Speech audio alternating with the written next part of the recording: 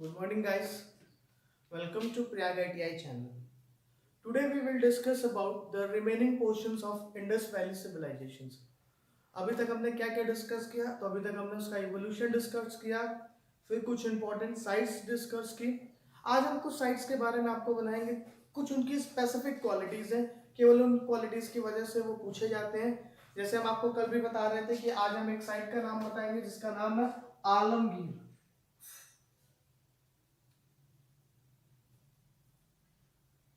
ठीक है। अब इस साइट का क्या है कैरेक्टरिस्टिक्स? शायद हमने पहले दिन आपको इसके बारे में कुछ जानकारी दी है आलमगीरपुर के बारे में, माइट भी, लेकिन फिर भी देखिए। चलिए, आलमगीरपुर जो है, सबसे इसकी खास बात यह कि eastern most site of IVC, और इसी कैरेक्टरिस्टिक से वैसे केवल ये एग्जाम में पूछी जाती है कि ये इंडस वैली सिविलाइजेशन की ईस्टर्न मोस्ट साइट है। इसके ईस्टर्न में और कोई भी साइट डिस्कवर्ड नहीं की गई है। बात समझ में आ रही है? ये सबसे ज्यादा ईस्टर्न मोस्ट साइट में पड़ती कहाँ है? तो ये वेस्टर्न यूपी में पड़ती है, हमारी वेस्टर्न यूपी की साइट है ये। और आपको ये भी बताएं कि ये site generally later Harappan site के तरह से देखी जाती है। मतलब इस साइट की जो डेवलपमेंट है वो लेटर फेज पे, लेटर फेज मतलब कि 1750 के बाद, ऑलमोस्ट जब डिक्लाइन हो रहा था, हड़प्पन सिविलाइजेशन जब डिक्लाइन हो रही थी, तब इस सिटी का क्या होता है, डेवलपमेंट होता है। और आपको बताएंगे कि जो डिक्लिनेशन थी वो बहुत ही प्रोनाउंस, जो थ्योरी डिक्लिनेशन की बोली जाती है वो ये कही जाती है कि हड़प्पा सिविलाइजेशन कोई एक बार में डिक्लाइन नहीं हुई थी। हड़प्पन सिविलाइजेशन का डिक्लिनेशन धीरे धीरे स्टार्ट हुआ था। लोग माइग्रेट करना स्टार्ट किए थे, लोग ईस्टर्न साइड में माइग्रेट करना स्टार्ट किए थे, या डिफरेंट और कंट्री साइड्स में लोग माइग्रेट करना स्टार्ट किए। तो जब माइग्रेशन स्टार्ट हुआ तो लोग वहां से जा जाके दूसरी जगह पे बसने लगे। तो कहीं ना कहीं अचानक से तो किसी भी जगह का कल्चर तुरंत एक्सटिंक्ट हो नहीं जाता। अगर इंडिया से लोग निकल के जाते हैं यूएसए कहीं रहने के लिए, काम करने के लिए, तो ऐसा तो है नहीं कि कंप्लीटली यूएसए पहुंचते ही वो इंडिया के पूरे कल्चर को भूल जाते हैं। उनको वहां के कल्चर में सर्वाइव होने में, उनको उस कल्चर में एडजस्ट होने में समय लगता है, और उस फेज में वो कहीं ना कहीं इंडिया के कल्चर को भी रिमेन रखते हैं। तो ऐसा ही इनके साथ भी हुआ। आलमगीरपुर एक ऐसी साइट थी जो लेटर आईबीसी साइट कही जाती है, लेटर आईबीसी साइट्स। ठीक है, लेटर आईबीसी साइट्स मतलब कि लास्ट हड़प्पन सिविलाइजेशन जब डिक्लाइन हो रही थी, तो कहा जा सकता है कि लोग हड़प्पा से, मोहनजोदाड़ो से या बाकी और जगहों से लोग माइग्रेट होना स्टार्ट हुए थे। तब ये उस जाते समय उस मतलब इन साइट से निकलते समय, हड़प्पा से, मोहनजोदाड़ो से निकलते समय जिस साइट का या जिन जगहों का डेवलपमेंट हुआ, उसमें से एक हमारा आलमगीरपुर है। बात समझ में? तो उसको जो मोस्ट इंपॉर्टेंट याद करना, वो इसलिए याद करना है कि eastern most site of IVC है ये। हो गई बात।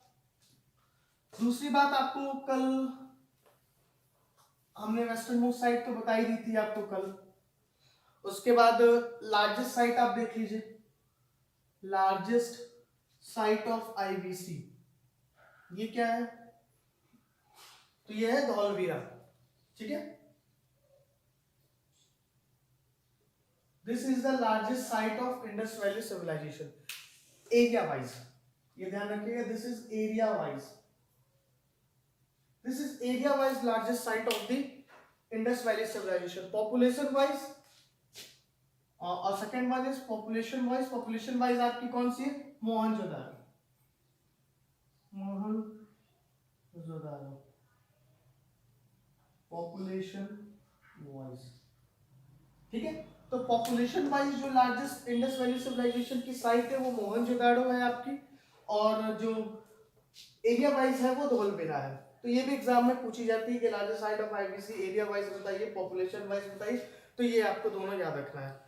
बात समझ में आई? अच्छा, कल मैं आपको एक चीज बार बार लिख रहा था, कुछ साइट्स में हमने लिखी भी थी, लास्ट में हमने कुछ साइट्स में उसका नाम लिखा हुआ था कि pre Harappan sites.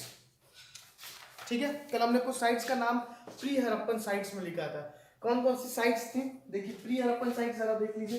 Pre Harappan sites, pre Harappan sites. ठीक है, प्री हड़प्पन साइट्स हमने कौन कौन सी बताई थी? कल कुछ साइट्स हमने लिखा था, क्या क्या था? देखिए, सुरकोडुटा, सुरकोडुटा, दूसरा सुरकोटा के बाद हमने कौन सी बोली थी साइट आपको? बनवाली, बनवाली कोडगिजी, ठीक है। और भी साइट्स थे, ठीक है। इसका मतलब क्या है? आमरी,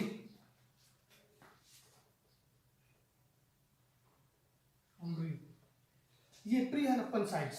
अब देखिएगा प्री हड़प्पन साइट्स का मतलब कि ये हड़प्पन सिविलाइजेशन में मतलब 2600 बीसी जहां से हम फुल फ्लेज सिविलाइजेशन का डेवलपमेंट मानते हैं, मतलब जिस बीसी से हम इस सिविलाइजेशन को कंप्लीटली स्टेबल मानते हैं वो होता है 2600 बीसी। 2600 बीसी में हम कहते हैं कि ये पूरी साइट जो थी, ये पूरी जो सिविलाइजेशन थी वो पूरी अर्बनाइज हो चुकी थी, उसकी जो डेवलपमेंट्स थी वो ऑलमोस्ट कंप्लीट हो चुकी थी। फिलहाल डेवलपमेंट तो एज यू ऑल नो कि डेवलपमेंट कभी किसी चीज की रुकती नहीं है, लेकिन हम ये कह सकते हैं कि फुल फ्लेज सिविलाइजेशन जो अपनी एक्सट्रीम सिविलाइजेशन थी, जहां पे हमको ऑर्गेनाइजेशन सारी कैरेक्टरिस्टिक्स दिखाई देती है, वो 2600 बीसी से स्टार्ट हो गई थी। लेकिन हमने पहले ही दिन आपको बताया था कि किसी भी सिविलाइजेशन की एस्टेब्लिशमेंट तुरंत नहीं होती। ऐसा नहीं है कि कोई आया और ये सिविलाइजेशन स्टेबल करके चला गया, धीरे धीरे इवोल्यूशन होकर ये सिविलाइजेशन की सेटअप हुई। तो अगर अर्बनाइजेशन किसी जगह का हो रहा है तो सबसे पहले वहां पे रूरल सेटलमेंट्स हुए होंगे, बात समझ में, रूरल सेटलमेंट्स हुए होंगे, वहां पे बड़ी बिल्डिंग्स बन रही है, जो ब्रिक्स की बिल्डिंग्स बन रही है उससे पहले मड की बिल्डिंग्स बनी होगी, स्टोन्स की बिल्डिंग्स बनी होगी। तो ये हड़प्पन जो प्री हड़प्पन साइट्स थे उनकी कैरेक्टरिस्टिक्स यही थे कि वहां पे जो होम्स पाए गए थे वो जनरली, एक तो इसकी सबसे इंपॉर्टेंट कैरेक्टरिस्टिक्स जो थी वो पहला था कि stone houses, stone and mud houses, mud houses, ठीक है। स्टोन एंड मड हाउसेस यहाँ की कैरेक्टरिस्टिक थी। दूसरी क्या कैरेक्टरिस्टिक थी? फोर्टिफाइड सिटी थी, फोर्टिफाइड सिटीज। अच्छा देखिए ये कैरेक्टरिस्टिक्स आपको यहाँ भी मिलेगी, मतलब ये कैरेक्टरिस्टिक आपको हड़प्पन साइट्स में भी मिलेगी, लेकिन ज्यादा प्रोनाउंस हमको प्री हड़प्पन साइट्स में थे। उसके पहले क्या होगा कि जो फोर्टिफाइड सिटी होती थी वो अपर सिटी होती थी। अभी मैं पढ़ाऊंगा जब टाउन प्लानिंग इसकी बताऊंगा तो बताएंगे कि दो तरह की वहां सिटीज का डिवीजन हुआ करता था जो बड़ी मेट्रोपॉलिटन सिटीज थी। एक अपर सिटी होती थी, एक लोअर सिटी, एक पब्लिक होती थी, एक पब्लिक रेसिडेंट की जगह होती थी। तो जो पब्लिक अपर हाउस सिटीज होती थी, जो अपर सिटीज होती थी, उसमें फोर्टिफिकेशन होता था हमारा, आगे बात समझ में। लेकिन यहाँ पे जितने भी प्री हड़प्पन साइट्स पाए गए वो फोर्टिफाइड सिटीज पाए गए। अब देखिएगा ये कैरेक्टरिस्टिक्स केवल प्री हड़प्पन साइट्स को ही नहीं बताता है, ये कैरेक्टरिस्टिक्स ये भी बताता है कि जो प्री हड़प्पन साइट थी, चाहे ये चारों साइट्स है या और भी साइट्स है, ये प्री हड़प्पन के साथ साथ हड़प्पन सिविलाइजेशन में भी एग्जिस्ट कर रहे थे। मतलब ये साइट्स अगर कहा जा सकता है तो ये कहा सकता है कि ये पुराने साइट्स है, ये एक बात कही जा सकती है कि ये पुराने समय से डेवलप होकर नए समय में भी एग्जिस्ट कर रहे थे। तो इन जगहों पे दोनों कैरेक्टरिस्टिक्स पाई गई हैं। प्री हड़प्पन मतलब कि स्टोन और मड के भी हाउसेस पाए गए, फोर्टिफाइड सिटीज पाई गई। तीसरा जो थे इनके टेम्पररी रोड्स पाए गए थे, टेम्पररी रोड्स, ठीक है। टेम्पररी रोड्स मतलब नॉट प्लान्ड वेल। अभी आप देखेंगे कि जो हड़प्पन साइट्स थी या जो उनकी टाउन प्लानिंग थी वो इतनी जबरदस्त थी कि उसमें जो रोड्स थे वो हमेशा 90 डिग्री पे एक दूसरे को कट करते थे, इस तरीके से उनका स्ट्रक्चर बना हुआ था। लेकिन इन सिटीज में ऐसा नहीं था, इनकी सिटीज में ऐसा नहीं था कि सारे रूट्स 90 डिग्री पे कट कर रहे हैं, ना इसमें डिविजन्स पाए गए थे। जो अपर सिटी और लोअर सिटीज के बीच का डिवीजन था वो भी नहीं प्रोनाउंस था। तो प्री हड़प्पन साइट्स का मतलब यही है हमारा, ठीक है।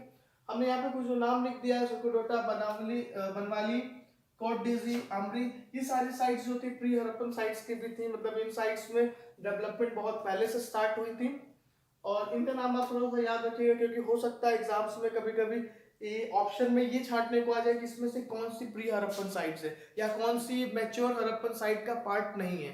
शायद हमने एक दो क्वेश्चन कहीं एग्जाम्स में देखे हैं ऐसे जहाँ ये पूछा जाता है कि इसमें से छांटिए कि कौन से मैच्योर हड़प्पन साइट का पार्ट नहीं है, या फिर कौन सी इसमें, कभी कभी साइट्स में ये भी पूछे जाते हैं कि ये बताइए कौन सी ऐसी साइट है जो ज्यादा एक्सटेंड तक रही है। तो अगर इसमें से कुछ आपको नाम दिखेगा तो आप याद रखिएगा, ठीक है। ये हो गया। अच्छा देखिए उसके बाद एक और इम्पोर्टेंट चीज जो यहाँ पे क्वेश्चन में पूछी जाती है, कल हमने साइट्स में आपको बता रहा था कि साइट्स में जो जो फाइंडिंग्स हुई थी या जो जो हमको एक्सकवेशंस में आर्टिफैक्ट्स मिले थे एक और सिटी, कुछ सिटीज ऐसी भी है स्पेशलाइज जिसमें एक दो ही इंपॉर्टेंट आर्टिफैक्ट्स मिले लेकिन वो एग्जाम में पूछे जाते हैं। जैसे पहला देखिए, एक है आपका टेराकोटा, टेराकोटा प्लाउ, ठीक है। इसका क्या मतलब है, और ये मिला कहाँ था, बनवाली हिसार में, हिसार, हिसार डिस्ट्रिक्ट, ठीक है, हिसार डिस्ट्रिक्ट, हिसार डिस्ट्रिक्ट हरियाणा, ठीक है, हिसार डिस्ट्रिक्ट में आना। टेराकोटा प्लाऊ मतलब खेत जोतने वाला, फरो भी जिसको कहा जाता है, फरो, ठीक है। टेराकोटा का बना हुआ फरो, कल हमने बताया था कि आपको कौन सी साइट हमने बताई थी, यहाँ पे रिवाइज करिएगा। तो टेराकोटा प्लाऊ हिसार और डिस्ट्रिक्ट हरियाणा में मिला था, और टेराकोटा फैरो भी मिला था वहां पे, मतलब जो खेत जोतने वाला इंस्ट्रूमेंट होता है। तो हमने बताई थी, एक आपको याद करिएगा कि आपको साइट हमने कल बताई थी जो पूरी की पूरी वहां पे एग्रीकल्चर डेवलपमेंट ही वहां का इंपॉर्टेंट है, मतलब वहां पे जो एग्रीकल्चर से रिलेटेड चीजें पाई गई थी वही इंपॉर्टेंट हुआ करती थी। तो उस साइट में क्या था, लेकिन वहां पे जो मटेरियल पाया गया था वो किसका पाया गया था, आपका कहते हैं कि वहां की जो मटेरियल्स थी वो मेटल्स की थी, मतलब वहां पे जो फरोस पाई गई थी वो मेटल्स की थी, लेकिन यहाँ पे जो फरोस पाई गई है वो कौन सी है, टेराकोटा की है, ठीक है। साइट्स याद आई, चलिए, Ropar, Ropar was the site, ठीक है। उसके बाद आप देख लीजिए, हाँ उसके बाद कॉपर कहाँ से हमें मिलता था ज्यादा, इंडस वैली सिविलाइजेशंस में ज्यादा कॉपर कहाँ से हमको अवेल होता था, तो Khetri district of Rajasthan, Khetri district Rajasthan, ठीक है, खेत्री डिस्ट्रिक्ट ऑफ राजस्थान, ये भी इंपॉर्टेंट था, पूछा जाता है एग्जाम में कभी कभी कि इंडस वैली सिविलाइजेशन में कॉपर कहाँ से अवेल होते हैं, तो कॉपर की अवेलेबिलिटी कहाँ से होती है, तो खेत्री डिस्ट्रिक्ट ऑफ राजस्थान। तो टेराकोटा फर हमने बता दिया, कॉपर का बता दिया, और बताइए, और हमारे पास था, ये हो गया, कॉपर हो गया, then we have the one more important thing, let me remind, हाँ कैनाल्स, कैनाल्स, कैनाल्स के एविडेंसेस कहाँ पे मिलते हैं ज्यादा, ठीक है। तो ये अफगानिस्तान की एक साइट है, अफगानिस्तान, अफगानिस्तान की साइट है, देखिए नाम मुझे क्लियर नहीं हो याद आ रहा है, चलिए मैं भाई बताता हूँ आपको कि ये अफगानिस्तान की साइट थी जहाँ पे कैनाल्स के हमको मिले, तो ये एग्जाम्स में पूछे जाते हैं, याद रखिएगा, ठीक है। अब शॉर्ट गई,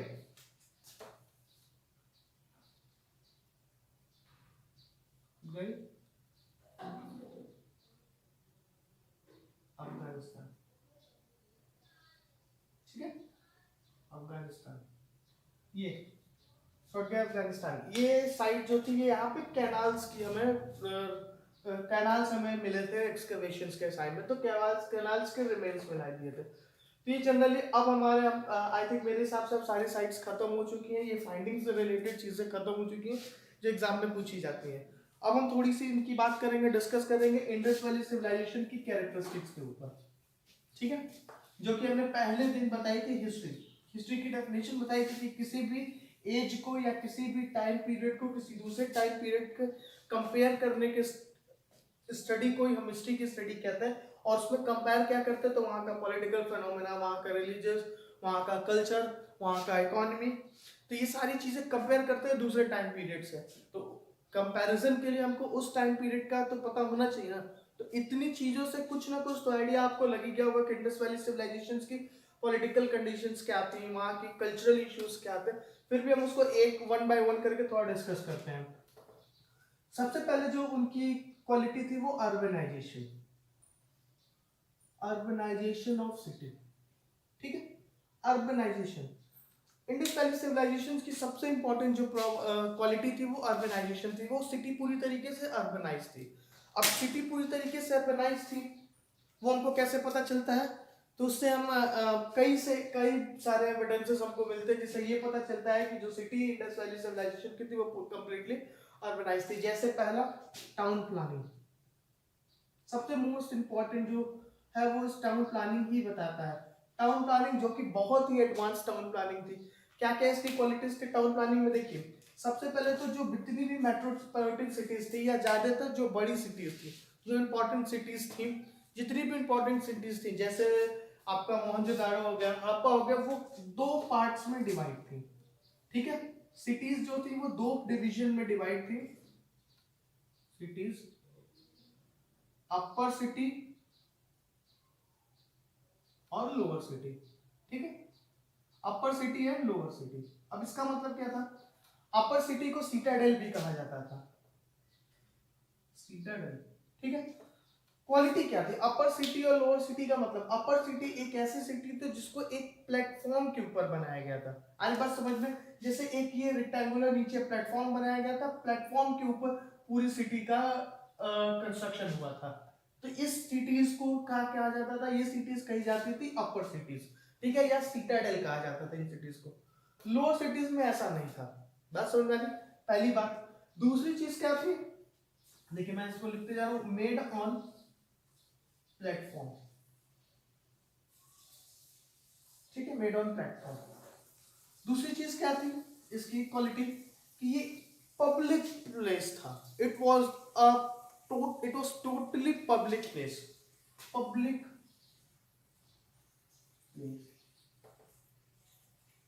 अब पब्लिक प्लेस का मतलब क्या हुआ? पब्लिक प्लेस का मतलब कि जितना भी गवर्नमेंट रिलेटेड, वहां की जितना भी एडमिनिस्ट्रेशन रिलेटेड या गवर्नमेंट रिलेटेड बिल्डिंग्स थी, वो सीटाडेल या अपर सिटीज में पाई जाती थी। वहां का हो सकता है म्यूनिसिपैलिटीज वहां पे हो, या हो सकता है मिनिस्टर्स या जो भी अपॉइंट किए जाते थे वहां के रूल करने के लिए, या वहां पे चीजों को एडमिनिस्टर करने के लिए, चीजों की प्लानिंग करने के लिए उस जगहों पे जो भी चीजों का जिनका भी अपॉइंटमेंट होता था या बिल्डिंग होती होगी, कुछ रिकॉर्ड्स रखे जाते थे। तो जो भी चीजें थी जो गवर्नमेंटाइज या कह सकते हो गवर्नमेंट वाली चीजें, या जो भी चीजें जो वहां के सिटी को चलाती थी या प्लान करती थी, वो सब कुछ यहाँ पे हुआ करता था, सीटाडेल में कहते थे। ठीक है, और ये लोअर सिटी क्या थी? तो ये पब्लिक ड्वेलिंग प्लेस थी। पब्लिक ड्वेलिंग प्लेस मीन्स यहाँ पे लोग रहते थे, यहाँ पे कॉमन पीपल रहते थे। अब अपर सिटीज या सीटाडेल में पब्लिक प्लेस में ऐसा नहीं था कि केवल बिल्डिंग्स हुआ करते थे। यहाँ पे मिनिस्टर्स रहा करते थे, ऑफिसर्स रहते थे, यहाँ के किंग रहता था। अगर किंग की कोई ऐसा वहाँ का एडमिनिस्ट्रेशन पॉलिसी में, मतलब ऐसे एडमिनिस्ट्रेशन सेटअप में अगर कोई किंग वगैरह होता होगा तो यहाँ पे किंग रहते थे। बात समझ में आ रही है?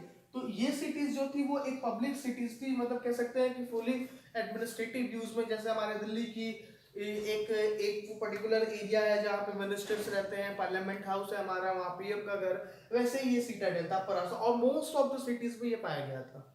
बात समझ आई? ये दो डिविजन्स थे, तो ये प्रॉपर डिवीजन थे सिटीज के। एक तो ये था। उसके बाद सिटीज की क्वालिटीज देखिए। रोड्स, परमानेंट रोड्स पाए गए थे। परमानेंट रोड्स थे, परमानेंट रोड्स थे, पहली बात तो। दूसरी बात, परमानेंट रोड के साथ वो प्लान इतने अच्छे थे कि सारे रोड्स एक दूसरे को 90 डिग्री पे कट करते थे, ये कुछ इस तरीके की। और यहाँ पे रेसिडेंट हुआ था, यहाँ लोग रहते थे, रेसिडेंशियल प्लेस था। तो ये बिना किसी पर्टिकुलर प्लानिंग के या बिना किसी प्रॉपर प्लानिंग के ये संभव नहीं है कि इस तरीके से रेसिडेंट का प्लेस अवेल करवाना और रोड्स को इस तरीके से बनाना जहां पे ये परमानेंट एक दूसरे को 90 डिग्री पे कट करते हो। और बहुत ही वेल प्रोनाउंस्ड मिला था, ऐसा नहीं है कि कहीं कहीं इसको अंदाजा लगाया गया। बहुत ही वेल प्रोनाउंस्ड रोड्स मिले जो एक दूसरे को 90 डिग्री पे कट कर रहे थे, परमानेंट रोड्स मिले थे हमें। तो ये भी बताता है वहां के अर्बन सिटीज की अर्बनाइजेशन को। दूसरा देखिए, उनके जो घर बने हुए थे, हाउसेस जो बने हुए थे, हाउसेस वेल प्लान हाउसेस बनाए जाते थे। हर हाउस में अपना सेपरेट, खासतौर से मेट्रोपॉलिटन सिटीज जहां पे हापा या मोहनजोदाड़ो थी, वहां पे हर घर में सेपरेट वेल्स देखने को मिले हैं, सेपरेट वॉशरूम्स देखने को मिले, सेपरेट वॉशरूम देखने को मिले, सेपरेट वेल्स देखने को मिले, सेपरेट ग्रेनरीज मिली, ठीक है। उसके बाद उस हाउसेस की क्वालिटी क्या थी कि they are made of bricks, they are made of bricks, और ब्रिक्स से बने हुए थे, पहली बात। दूसरी बात, ये ब्रिक्स का जो रेशियो थी, साइज वाज फिक्स्ड, इनका साइज भी जो था वो फिक्स्ड था। ऐसा नहीं था कि इनकी साइज जो थी कि छोटा बड़ा ब्रिक्स हमने लगा लिया, पत्थर जैसे बनाते थे, तो नहीं, एक ब्रिक्स जो थी वो पूरी साइज उनकी फिक्स थी। उसका रेशियो था 2:4, 2:4:6, पूरा पर्टिकुलर उनकी एक रेशियो था उनका साइज का। तो एक पूरी जो ब्रिक्स, इसका मतलब कि ब्रिक्स कहीं पर्टिकुलरली ब्रिक्स को बनाया जाता था कहीं, तो एक पूरी ब्रिक्स से घर बनी हुई मिली थी, जो कि इसकी साइज फिक्स थी, उनका रेशियो फिक्स था। तो ये भी बताता है। हाउसेस में आप देखिए वॉल कर्टेन, एक बहुत ही इंपॉर्टेंट चीज थी वॉल कर्टेन। अब वॉल कर्टेन का मतलब समझ में आया, दीवार से पर्दा बनाना। तो इनके घर का जो एंट्रेंस होता था, तो मेन गेट का जो एंट्रेंस होता था, उसके बीच में एक वरांडा, जैसे ये बताइए, ये घर माना, ये बीच से एंट्रेंस हमने गेट माना इसका, तो गेट के बाद ये वरांडा, देन ये हम एंटर करते थे अपने पूरे हाउस में, ठीक है। लेकिन इस एरिया में ऐसा नहीं था कि यहाँ से डायरेक्ट हम रोड से किसी को देख सकते थे। रोड से ये एनएस एंट्री में ये करते क्या थे कि यहाँ पे एक वॉल बनाते थे। अब इस वॉल बनाने से क्या होता था कि सामने के एंट्रेंस से अंदर के घर में कुछ भी दिखाई नहीं देता। अगर इनको जाना होता था तो यहाँ से ऐसे घूम के जाते थे, ऐसा ये घूम के ऐसे जाते थे। तो इस तरह का स्ट्रक्चर मिला जिसको हम वॉल कर्टेन कह सकते हैं। इस तरह का भी बड़ा प्रोनाउंस स्ट्रक्चर हड़प्पन और मोहनजोदाड़ो में आज भी गांव के स्ट्रक्चर्स में, ये गांव की जो बहुत पुरानी घर होंगे, जो 100 साल 150 साल 100 साल 150 साल पुराने होंगे, उनमें ये स्ट्रक्चर कहीं ना कहीं देखने को मिल जाता है कि गेट पे घुसने के बाद तुरंत एक दीवार होती है, एंड देन उन दीवार के साइड से आपको मेन एंट्रेंस करना है। तो इसको सीक्रेसी को मेंटेन करने के लिए किया जाता था, टू मेंटेन सीक्रेसी। बात समझ में आ रही? टू मेंटेन सीक्रेसी, ठीक है। अच्छा, इनके जो विंडोज हुआ करते थे, well ventilated house, very well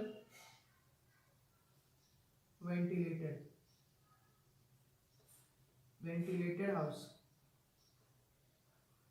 ठीक है। बहुत ही अच्छे से वेंटिलेशन घर में मिला था। लेकिन उस वेंटिलेशन में ध्यान दीजिएगा कि कोई भी विंडो उनकी मेन रोड की तरफ नहीं खुलता था। कोई भी विंडो अगर घर के आसपास से जो मेन रोड जा रही थी, ये देखा गया था कि किसी भी घर का विंडो मेन रोड पर नहीं खुलता था। वो किस लिए था? तो मेन रोड पे ना खुलने का कारण ये था कि to avoid the pollution, to maintain secrecy, to avoid unnecessary noises. बात समझ में आ रही है? तो ये सारी चीजें थी कि इतनी प्लानिंग के साथ अगर घर को बनाया जाता था, देन इसका मतलब कि वो बहुत अच्छे प्लानर थे, एक बहुत ही अच्छे बनाए। और इतनी सारी क्वालिटीज अगर देखी जाए तो आज भी आपके घरों में या फिर शहरों में इतनी क्वालिटीज मिलती हैं। गांव के घरों में अगर इतनी वेल प्लान्ड घर को ध्यान देके और इतना चीजें नहीं बनाई जाती थी। तो ये एक और चीज थी जो बताती थी कि ये जो सिटी थी वो ऑर्गेनाइज थी। और देखिए रोड्स पे जो proper drainage system, proper drainage system,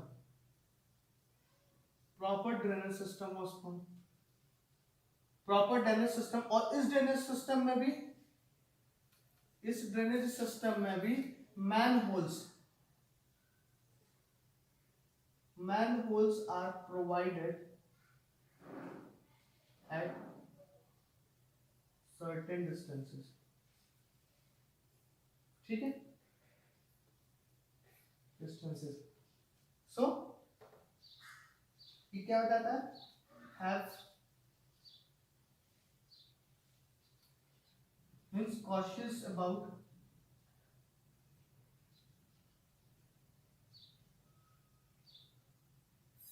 clean and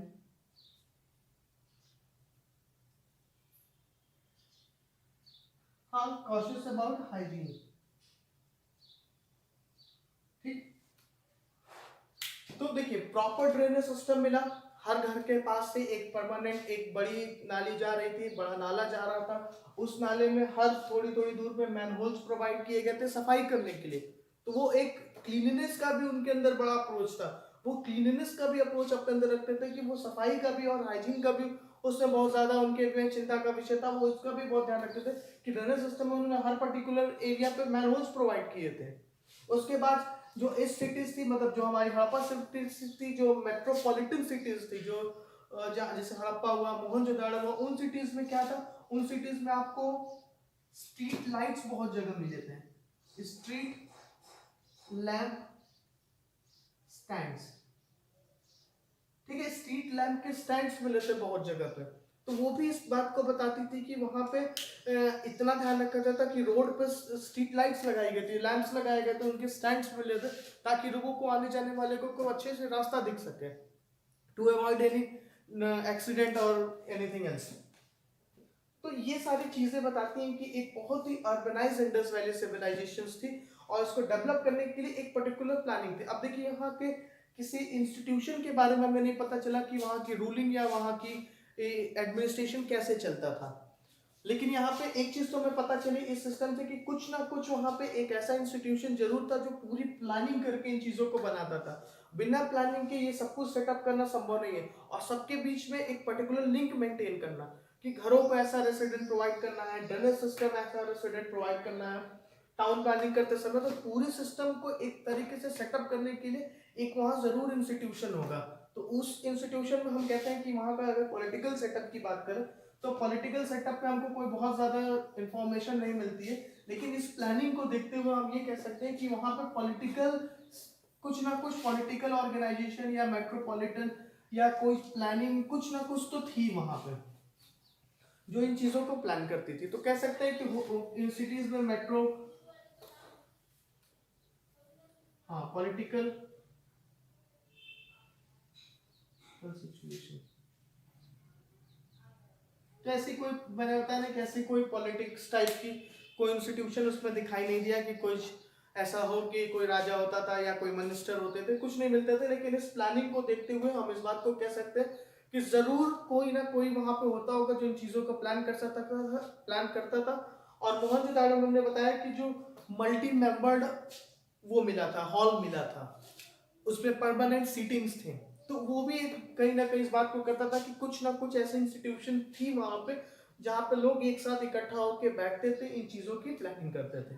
आई बात समझ में? तो इससे ज्यादा पॉलिटिकल सिचुएशन या पॉलिटिकल वहां पे कोई हमें मतलब पॉलिटिकल कुछ ऐसा दिखता नहीं है हमें, कोई ऐसा कह सकते हैं कि एविडेंस नहीं मिलता जिसमें हम कुछ वहाँ के पॉलिटिकल सिचुएशन के बारे में बोल सकते हैं। हो सकता है उसके स्क्रिप्ट वगैरह कुछ जब डेसिफर हो पाए कभी फ्यूचर में तो हमें कुछ मिले पॉलिटिकल ऑर्गेनाइजेशन के बारे में, लेकिन अभी कोई इंफॉर्मेशन हमारे पास नहीं है। ठीक है। तीसरा, रिलीजियस बिलीफ्स। रिलीजियस बिलीफ्स वहां की, तो रिलीजियस बिलीफ्स बड़ी क्लियर थे। रिलीजियस बिलीफ्स में नो आइडल वर्शिप, क्लियर था, नो आइडल वर्शिप, ठीक है, कोई मूर्ति पूजा नहीं, no temples were found, no temples were found, ठीक है, कोई हिंदू मुस्लिम सिख ईसाई कोई ऐसा धर्म नहीं था। उनकी जो रिलीजियस बिलीफ थी वो कुछ वही थी जो उनको जिसको वो देखते थे वो उनकी पूजा करते थे। उनकी वो एनिमल्स की पूजा करते थे, जैसे बुल की पूजा की जाती थी, ठीक है, वर्शिप, बुल की पूजा की जाती थी। उसके बाद पिजन की पूजा की जाती थी, ठीक है, पिजन की पूजा की जाती थी। तो इन चीजों की पूजा करते थे। उसके बाद देखिए कुछ डाइटीज जो हमें फाइंडिंग्स में लगे हैं कि वो डाइटीज हैं, जिनमें हमें लगा, सर्टेनली हम कुछ नहीं कह सकते, लेकिन हमारे एविडेंसेस जिस तरीके से उसको मिले हैं वो ये कह सकते हैं कि कुछ जैसे मदर गॉडेस, हमने पहले ही बताया कि मदर गॉडेस, ठीक है। उसके बाद हमने पशुपति का बताया आपको, पशुपति मेल डीटी, ठीक है, मेल डीटी जो मेन पूजनीय हुआ करते थे, ठीक है। मदर गॉडेस, सबसे ज्यादा जो पूजा होती थी वो फीमेल्स के रिलेटेड चीजों से होती थी, मतलब फीमेल से रिलेटेड थी, क्योंकि सोसाइटी को ही हमने कल ही बताया था कि मैट्रियार्कल सोसाइटी हम कहते थे। यहाँ पे वुमेन्स का डोमिनेंस ज्यादा था, पैट्रियार्कल सोसाइटी नहीं थी। और पेट्रियार्कल सोसाइटी आपकी वेदास, जब हम लेटर वैदिक पीरियड में आएंगे तहां से पेट्रियार्कल सोसाइटी स्टार्ट होगी। अभी वैदिक पीरियड की स्टार्टिंग में भी पेट्रियार्कल सोसाइटी का ही डोमिनेंस था, और जहां तक पेट्रियार्कल सोसाइटी का डोमिनेंस हुआ है वो सिटी और या फिर वहां का एरिया बहुत ही प्रॉपरली और बहुत अच्छे से चला है। जैसे ही पेट्रियार्कल सोसाइटी का डोमिनेंस बढ़ता है सारी प्रॉब्लम्स स्टार्ट होती हैं। तो आज उसकी डिस्कशन बाद में। तो ये हमारी रिलीजियस और रिलीजियस बिलीफ्स में देखिए कुछ जगहों पे फायर कल्ट्स मिले हैं, फायर कल्ट्स, ठीक है। तो ये क्या बताते हैं, फायर कल्ट्स बताते हैं कि वहां पे सैक्रिफाइसेस की कुछ प्रथा होगी, सैक्रिफाइसेस, ठीक है। अब सैक्रिफाइसेस का मतलब ये नहीं है केवल कि किसी की बलि देना, हम हवन करते हैं उसको भी सैक्रिफाइस ही करते हैं, ठीक है। तो फायर कल्ट्स का मिलना कि वहां सैक्रिफाइसेस हुआ करते थे, कुछ ना कुछ सैक्रिफाइसेस टाइप की बिलीफ थी वहां पे। उसके बाद देखिए रिचुअल बाथ की बात मिली, जो ग्रेट बाथ मिला उसमें हमने बताया कि रिचुअल बाथ वहां पे हुआ करता था। तो ये सारी पूजा इन लोग की बिलीफ थी। एमुलेट्स पहनते थे, तो एमुलेट्स पहनने से कहीं ना कहीं थोड़ा गोस्ट वगैरह की बिलीफ के बारे में पता चलता है कि उनके अंदर कुछ ना कुछ इस तरह की बिलीफ थी कि वो गोस्ट को मानते थे। तो ये सारी चीजें यहाँ पे पता चलती हैं। और तो और कुछ जोग्राफिकल से ज्यादा और कुछ नहीं था यहाँ पे, बस हमने बताया कि आइडियल प्लानिंग मतलब आइडियल वर्शिप होती नहीं थी, किसी पर्टिकुलर रिलीजन को मानते नहीं थे ये। और हाँ, एक चीज और जो इम्पोर्टेंट होती थी, यूनी, यूनी एंड लिंगस, इनकी भी थोड़ी सी मतलब ये female reproductive part, male reproductive part, इसकी भी पूजा वहां पे की जाती थी। इसकी भी कई जगहों पे स्टोन की, कई कई जगह स्टोन की यहाँ भी ये भी मिले हैं हमको, एविडेंसेस मिले यूनी और लिंगस के भी, स्टोन के मटेरियल या स्टोन का इनका स्ट्रक्चर मिला है, किसका किसका, यूनी का, लिंगा का। तो ये बताता है कि इसकी भी पूजा वहां पे थोड़ी प्रेवलेंट थी, ठीक है। पीपल की पूजा वो करते थे, बुल पीपल, पीपल की पूजा करते थे वो, पीपल की पूजा करते थे। तो देखिए कहने का मतलब है कि कुल मिला के वो जो भी पूजा करते थे वो नेचुरल चीजों की करते थे। उनके पास कोई भगवान और ये सारी चीजें एग्जिस्ट ज्यादा नहीं करती थी कि ये हिंदू का भगवान है, ये एक सिख का भगवान है, ये मुस्लिम का भगवान है। उनकी जो पूजा थी, और लास्ट में स्टार्टिंग ऑफ वेदिक पीरियड में भी आप देखोगे, इसके बाद जो वैदिक पीरियड स्टार्ट होता है 1500 बीसी से, वो उसमें भी ऐसा ही था। उनकी भी जो पूजा के डिटी हुए थे वो होते थे जो उनसे डायरेक्ट कांटेक्ट में थे, वो अग्निदेव की पूजा करते थे, वो इंद्रदेव की पूजा करते थे जो बारिश कराते थे। तो वो भी पूजा, वो नदी की पूजा करते थे, पहाड़ की पूजा करते थे, वो भी उन चीजों की पूजा करते थे जो उनको कहीं ना कहीं से बेनिफिट पहुंचाते हुए हमको नेचर में दिखाई देते थे। वो उन लोग की पूजा बिल्कुल नहीं करते थे कि एक मूर्ति बनाए या उसकी पूजा कर रहे हैं, रिलीजन को बांट रहे हैं। तो इस तरीके की चीजें हमारी सारी की सारी लेटर वैदिक पीरियड में डेवलप हुई। जब लेटर वैदिक पीरियड स्टार्ट हुआ था, जब वेदास और पुराण का डेवलपमेंट होता है, उनका कंपाइलेशन होता है, तब इन चीजों की ओरिजिन होती है हमारे यहाँ। बात समझ में आ रही है। तो ये वहां की रिलीजियस बिलीव्स थी। तो रिलीजन को भी आपने देख लिया, पॉलिटिकल सिचुएशन देख ही लिया, उनकी टाउन प्लानिंग आपने देख ली। अब क्या बचता है इसमें, तो नथिंग मोर लेफ्ट, ज्यादा कुछ तो ऑलमोस्ट कवर ही हो चुका है इसमें। और कुछ बताइए, स्क्रिप्ट के बारे में हमने बता ही दिया, हरपन शील्स हमने बता दिया, रिलीजियस टाइप बता दिया, आर्ट एंड क्राफ्ट हमें बताया कि आर्ट एंड क्राफ्ट बहुत ही ज्यादा प्रोनाउंस था यहाँ पे, ठीक है। अच्छा, एक फैक्टर ये था कि जात मतलब ऊंच नीच सोसाइटी में ये तो वहां था, क्योंकि ऊंच नीच की सोसाइटी में कहीं ना कहीं एग्जिस्ट करने का हमने कल एक कारण बताया था आपको, burials, different type of burials. जो डिफरेंट टाइप ऑफ ब्यूरियल्स मिले थे वो कहीं ना कहीं हमको ये बताते हैं कि वहां पे रिलीजियंस में कई स्टेट ऑफ थी, क्योंकि कुछ लोग को सर्कुलर ब्यूरियल्स में करना, बरेड करना, किसी को स्क्वायर में करना, किसी ब्यूरियल्स में गोल्ड की होर्ड्स रखी हुई थी, किसी ब्यूरियल्स में कॉपर की मटेरियल्स रखी हुई थी, टेराकोटा मटेरियल्स रखे हुए थे। तो कहीं ना कहीं एक ये चीज तो बताता है। दूसरी चीज एक बताता है कि डिफरेंट टाइप के डेकोरेटिव मटेरियल्स, फाइन स्पॉट एक हुआ करता था वहां। देखिए मैंने पोट्री के बारे में थोड़ा नहीं बताया, वहां के डिफरेंट टाइप की पोट्रीज पाई जाती थी वहां पे, ठीक है। मिनिएचर पोट्री भी पाई जाती थी, उसके बाद फेम स्पॉट पाया जाता था, फेम स्पॉट, फेम स्पॉट। ये पॉट ऐसा था जो डेकोरेटिव मटेरियल्स के तौर पे यूज किया जाता होगा। ये ऐसा पॉट था, इस पे अच्छी कलर की, इस पे पॉलिशिंग हुआ करती थी, इस पे डिजाइन्स बनी हुई थी, ज्योमेट्रिकल डिजाइन्स बनी हुई थी और छोटी हुआ करती थी। तो इस तरीके और ये जो पॉट्स थी ये कुछ मेट्रोपॉलिटन सिटीज में ही देखी गई हैं ज्यादा। मोहनजोदाड़ो में, हड़प्पन में ये पॉट्स ज्यादा मेट्रोपॉलिटन सिटीज में पाई गई। तो ये कहा जा सकता है कि जो सिटीज जहां ज्यादा डेवलप थी वहां पे ये पॉट्स पाए गए। तो कहीं ना कहीं इस डेकोरेटिव मटेरियल्स का डिस्ट्रीब्यूशन, उसके बाद गोल्ड्स का जो हमने बताया था कि गोल्ड्स में बहुत ही रेयरेस्ट ऑफ द रेयर मिला था, कुछ होल्ड्स में मिले थे और कुछ जगहों पे और मिला था। तो इसका मतलब कि गोल्ड्स भी कुछ ही लोगों के पास हुआ करता था। तो ये कहीं ना कहीं ये सोसाइटी में बताता है कि कुछ लोग जो डिफरेंट स्टेट ऑफ सोसाइटी तो वहां भी एग्जिस्ट कर रहे थे, ऐसा नहीं कि एक समान सब लोग थे। आज समझ में आ रही? हमने बोला तो हमने रिलीजन के बेसिस पे बोला कि वो रिलीजन के बेसिस पे एक समान थे, लेकिन कहीं ना कहीं इकोनॉमिक बेसिस पे या सोशल बेसिस पे कहीं ना कहीं वहां डिविजन्स थी, जो इन चीजों से हमें पता चलती है। बात समझ में आ रही? तो पोएट्री डिफरेंट तरह की परफोलेटेड पोएट्री मिली थी। परफोलेटेड पोएट्री, परफोलेटेड पोएट्री का मतलब क्या होता है? वो पोएट्री जिसमें छेद होती है, जिसमें स्ट्रेनिंग ऑफ लिक्वर, जिसमें लिक्वर्स बनाए जाते हैं, और straining of liquors, straining of liquors, बात समझ में आई? स्ट्रेनिंग ऑफ लिक्वर्स, लिक्वर्स बनाने के लिए जिस पोएट्री में यूज किया जाता है उसको परफोलेटेड पोएट्री हम कहते हैं। तो ये चीजें थी यहाँ पे कि परफोलेटेड। अच्छा आप देखिए आईवीसी के डिक्लिनेशन की हम बात थोड़ी सी कर लेते हैं, खत्म करते हैं इस टॉपिक को। पोट्री के बाद दूसरी चीजें हमारी है कि डिक्लिनेशन ऑफ आईवीसी। डिक्लिनेशन का मतलब कि ये इतनी बड़ी सिविलाइजेशन, इतनी डेवलप सिविलाइजेशन खत्म कैसे हुई? ठीक है, डिक्लाइन, डिक्लाइन, डिक्लाइन कैसे हुआ इस इंडस वैली सिविलाइजेशन का? तो कोई भी सर्टेन चीजें नहीं है कि डिक्लाइन होने का एक कोई पर्टिकुलर कारण हो। डिक्लाइन होने के बहुत से हिस्टोरियंस ने अपने हिसाब से अलग अलग चीजें बताई हैं।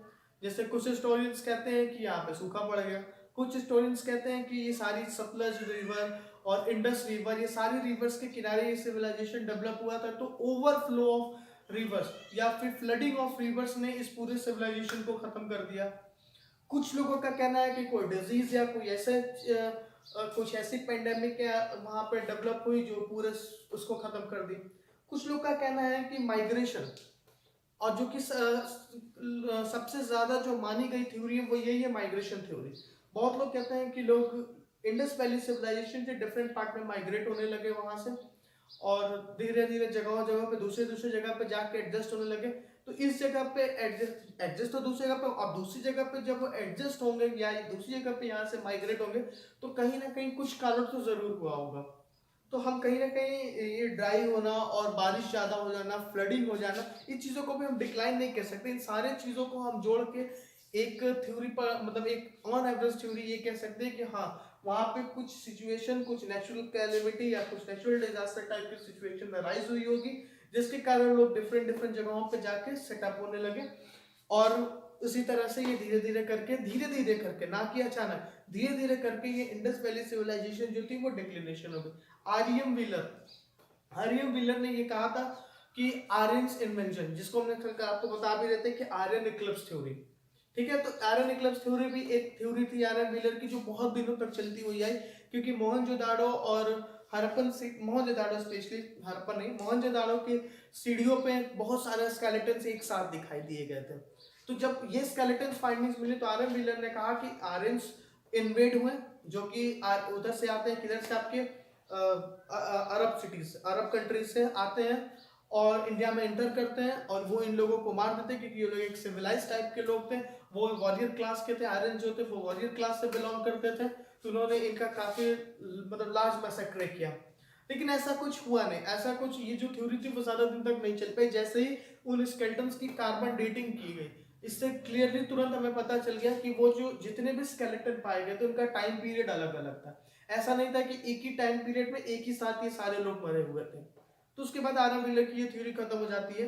उसके बाद एक और थ्योरी अभी बहुत हाल में, साल डेढ़ दो साल पहले ये थ्योरी डेवलप हुई है, या फिर ये बात, इस बात को बताया गया है डिस्कवरी के थ्रू कि जो आर्यंस की डीएनए जीन्स पाई गई हैं, जो डीएनए पाया गया उनके जीन्स में, जो कि अरब के लोगों में है, वो डीएनए इंडिया के डिफरेंट डिफरेंट सिटीज में पाए गए हैं।